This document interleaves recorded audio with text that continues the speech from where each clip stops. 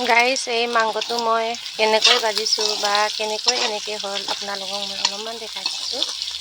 এইটো হ'ল তেল নিদিয়াকৈ মই ভাজি আছোঁ আৰু লগতে পোল আলু দিছোঁ, জলকীয়া দিছোঁ আৰু ৰাতিপুৱাৰ কাৰণে হালধিটো দেখি পোৱা নাই আৰু ইয়াত মই কেঁচা হালধি দিছোঁ।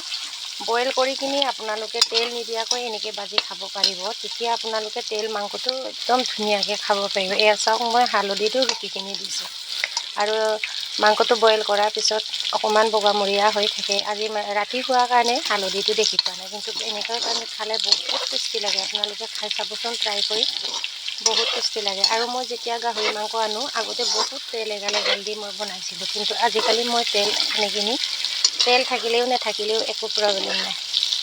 আপোনালোকে দেখিছেই নহয়, এনেকৈ তেল মাংস কেইপিচমান ল'ব আৰু ধুনীয়াকৈ বইল কৰি ল'ব। তাৰপিছত বইল কৰাৰ পিছত আপোনালোকে এনেকৈ ভাজিখিনি খাব পাৰিব। আৰু তেল দিব লাগে কেলৈ চাওকচোন, কিমান তেল ওলাইছে এয়া চাওক। আৰু প্ৰথম ষ্টাৰ্টিঙৰ পৰা মই আপোনালোকক দেখাব নোৱাৰিলোঁ, ক্ষমা কৰিব। আৰু এয়া চাওক, এদিন মই প্ৰথমৰ পৰা আপোনালোকক দেখাম। আৰু আজি গাহৰি মাংস ৰেচিপিটো কেনেকুৱা লাগিছে সকলোৱে কমেণ্ট কৰিবলৈ নাপাহৰিব। এয়া চাওক, আৰু বেমাৰী মানুহ খাব পাৰিব এনেকৈ যদি তেল নিদিয়াকৈ ভাজিলে। এয়া চাওক, আৰু বেছি দিয়া নাই মই মা মছলা, নহৰু, আদা আৰু জলকীয়া ৩-৪ পিচমান দিছোঁ। আৰু আদাটো মই ইমানকৈ খুন্দা নাই, এনেকৈ মানে কাটি কিনি দিছোঁ।